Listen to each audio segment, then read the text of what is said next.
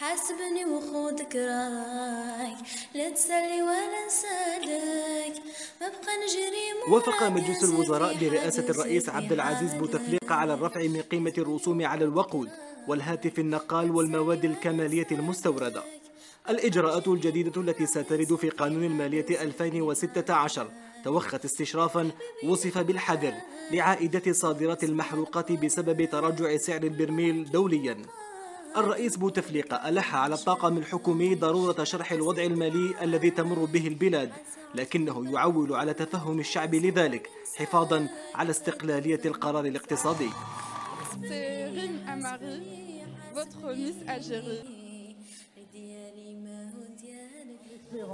Que ces jeunes filles qui représentent justement cette belle nation qui est l'Algérie française, qui est l'Algérie, mais elle est française en même temps. On est en France. الجزائريات والجزائريين يفهموا باللي قاعدين مناش راح نمسوا تماما تطوير البلاد وفي المستوى المعيشي، ولكن 2015 لازم يكون تضامن قوي. استقبال إعلامي وجماهيري كبير للنجمة ليلى علوي، كان هذا التصريح خاص للتلفزيون الجزائري.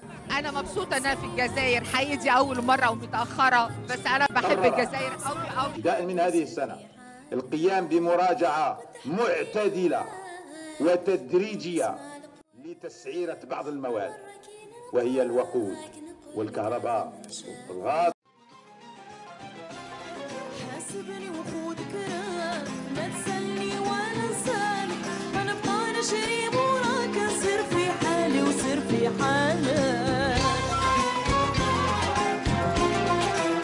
بمجيء وجه الشر عبد الرحمن بن خالفة وزير المالية الجزائري الجديد إلى الحكومة، جاءت إجراءات صارمة مع المواطن تفرض التقشف عليه، رحيمة مع رجال الأعمال اللصوص تدعو إلى مساعدتهم باسم تطوير الاستثمار في الجزائر. طبعا لكل شيء سبب، ولذلك فإننا في مجلة السياق العربي أردنا أن نبحث عن سبب تكالب هذا الوزير على المواطن البسيط وتذلله لرجال الأعمال، ونطلعكم من خلال هذا الريبورتاج الذي أجريناه على النتائج التي وصلنا إليها، نتائج خطيرة تكشف تورط هذا الوزير ومصلحته في استمرار الوضع الاقتصادي المزري الذي تعيشه البلاد، الذي سيقود إلى تحكم رجال الأعمال والأوليغارشية في دائرة القرار السياسي الجزائري، واستمرار الفقر واستمرار انتهاك حقوق المواطن الجزائري في العيش الكريم والمساواة والعدالة الاجتماعية.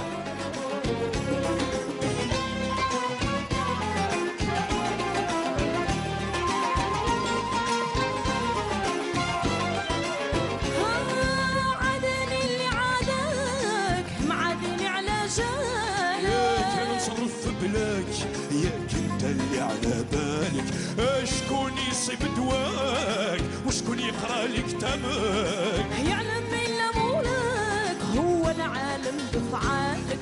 حاسبني حاسبني حاسبني ولا تزيد في ميزانك ولا تزيد في ميزانك. من الحمق والبلاهة وكذلك من العمالة والتآمر على البلاد أن يعين وزير للمالية هو في حقيقة الأمر موظف في البنوك لا يهمه إلا مصلحة هذه البنوك وكيفية حصولها على رساميل على حساب الاقتصاد الكلي أو الاقتصاد الجزئي. ومن التفاهة والتآمر على البلاد أن يكون هذا الموظف حريصا على المستثمرين الذين يريدون أن يمولوا استثماراتهم من الخزينة العمومية أكثر من حرصه على المواطن الجزائري.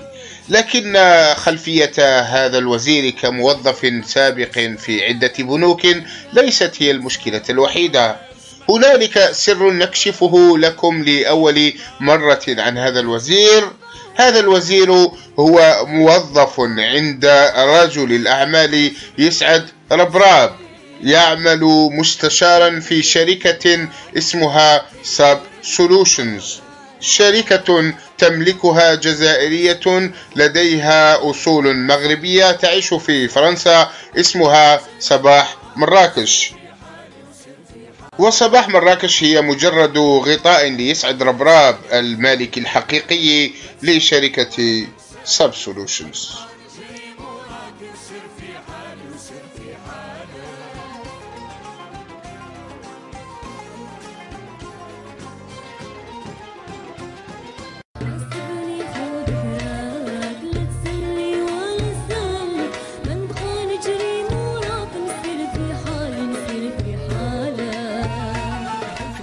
قالت لي إن مهمتي هي أن أجعل منك قاتلا اقتصاديا، وهو أن تدفع قادة مختلف البلدان إلى أن يصبحوا جزءا من شبكة واسعة لدعم المصالح الاقتصادية الأمريكية. وفي نهاية المطاف يقع هؤلاء القادة في مصيدة الديون، الأمر الذي يضمن اتخاذهم مواقف موالية لنا، وعندما تستدعي الحاجة فسوف نستخدمهم لتحقيق أغراضنا السياسية والاقتصادية والعسكرية. قالت لك كل ذلك بصريح العبارة؟ قالت ستصبح قاتلا اقتصاديا هكذا بالحرف؟ نعم هكذا بالضبط، وقد استفسرت حينها وما معنى هذا التعبير، فأجابت بأنه في الدوائر التي تعمل فيها يستخدمون هذا التعبير. أذكر أنها قهقهت عندما سألتها: قاتل اقتصادي؟ ما هذا؟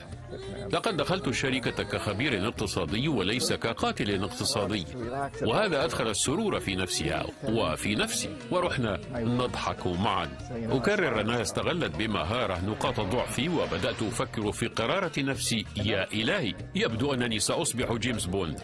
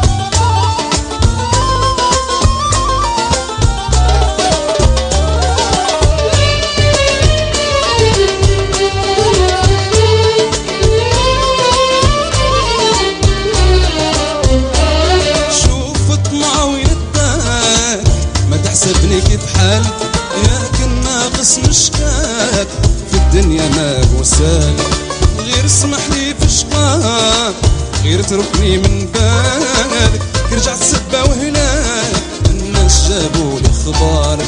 حاسبني حاسبني حاسبني، ادي غير اللي بقالك، ادي غير اللي بقالك. حاسبني وخذ كراك، ما تسألني وانا انسالك، برضى مجري وراك، تصير في حالي ويصير في حالك. حاسبني وخذ كراك، ما تسألني وانا انسالك، برضى مجري وراك، تصير في حالي ويصير في حالك.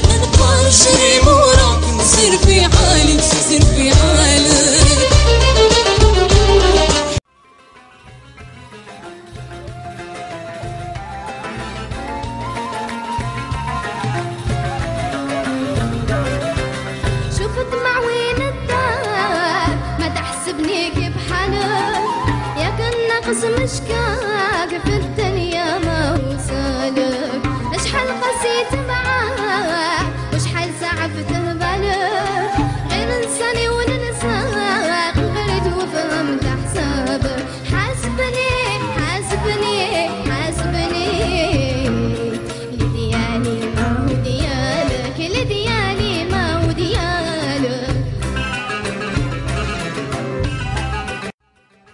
والآن نختم هذا الفيديو ببعض مظاهر التقشف التي يعيش فيها وزير المالية. انظروا إلى منزله في دار إبراهيم الذي يقع في 3 طوابق. هل هذا منزل رجل متقشف؟ وانظروا إلى عرس ابنه الثاني في الجزائر، فقد عقد نعيم قرانه في فرنسا على زوجته ميلودي تشانشيا، ثم أعاد التعريس بها مرة أخرى في الجزائر بعرس ثان صرفت فيه مبالغ خيالية، حتى أن حجم علبة الحلوى التي تهدى لضيف العرس حجم لم أره شخصيا في حياتي في أي عرس جزائري. وانظروا إلى الوزير المتقشف جدا يفخر في صفحته الشخصية على الفيسبوك برحلته المكلفة إلى اليونان ليهنئه ابنه نعيم وصهره زوج ابنته الطيار محمد لمين غزالي وابنه الأكبر عبد الحق وابنته ريم الحسنة بن خلفة، يهنئونه بالتقشف الذي مارسه وهو في اليونان. يا معالي الوزير، ابنك وضع في صفحته الشخصية في الفيسبوك صورا لنفسه وهو في الحج. يمكنك أن تقول له بأنه إذا حج بأموال الربا وأموال المناصب التي تولاها بدعم منك فحجه باطل، عليه أن يعيده بأموال الحلال. وإذا لم تستفد من رحلتك إلى اليونان في أن تعرف كيف يجب أن تتعامل الحكومات مع شعوبها وكيف تمارس التقشف على الحكومات قبل الشعوب، فإنك لم تستفد شيئا. وأنا أرى أن حكومة اليونان أقرب إلى الإسلام منك ومن أمثالك. طمع وين اداك ما تحسبني كي بحالك، ياك النقص مشكاك في الدنيا ما هو سالك، غير سمحني في شقاك غير تركني من بالك، كي رجعت سبا وهلاك الناس جابوا لي مبارك، حاسبني حاسبني حاسبني دير اللي بقالك دير اللي بقالك. يا من عينه ربراب في مناصب لكي يسكته ولكي يستخدمه بوقا له، ويا من استرجعه علي حداد وعينه وزيرا للمالية ليتحدث باسم اللصوص ويقمع الشعب ومطالب الشعب باسم التقشف. لست وزيرا للجزائريين، أنت وزير لربراب وعلي حداد.